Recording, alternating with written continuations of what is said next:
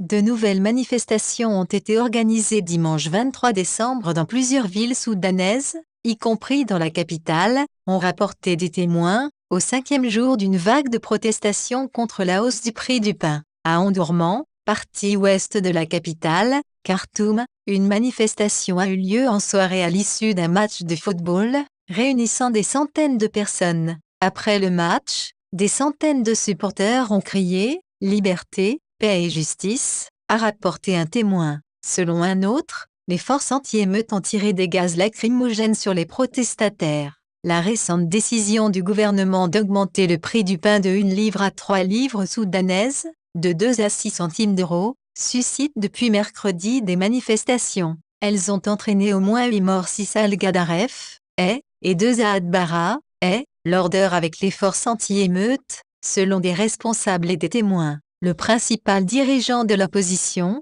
Sadek Al-Mahdi, tout juste rentré d'exil, a dénoncé samedi une répression armée et évoqué un bilan supérieur, de 22 morts, impossible à vérifier de sources indépendantes. Le Soudan connaît des difficultés économiques croissantes avec une inflation de près de 70%, une plongée de la livre soudanaise face au dollar. La colère de la population s'est peu à peu répandue à tout le pays. Dimanche, des centaines de personnes se sont réunies sur le marché d'Omrawaba, dans l'état du Kordofan du Nord, scandant pour certains le peuple veut la chute du régime, a témoigné par téléphone un habitant à l'agence France Presse AFP. Des centaines de manifestants se sont également rassemblés, selon un témoin, à Adbara, ville dans laquelle le mouvement est né où 2 personnes sont mortes jeudi. Parallèlement, un groupement de travailleurs de différents secteurs d'activité a appelé dans un communiqué à mener diverses actions de grève, à commencer par les hôpitaux lundi. Les médecins n'interviendront que dans les cas d'urgence, a précisé à l'AFP Mohamed Al-Assam, membre de ce groupement. Dimanche, mis à part la manifestation à Omdurman, les grandes artères de Khartoum sont, elles,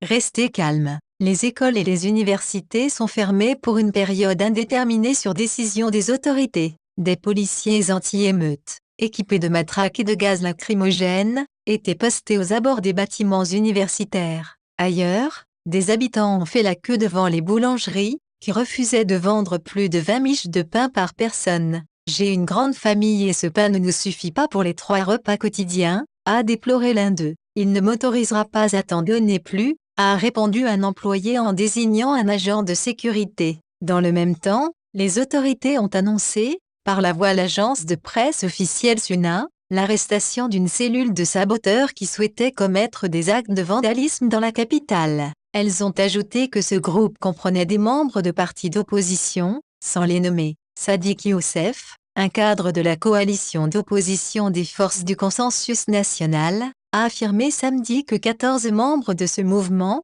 dont le président Farouk Abouessa, avaient été arrêtés à la sortie d'une réunion. Le ministère des Affaires étrangères soudanais a convoqué l'ambassadeur du Koweït à Khartoum après que cet État du Golfe a appelé ses ressortissants à quitter le Soudan.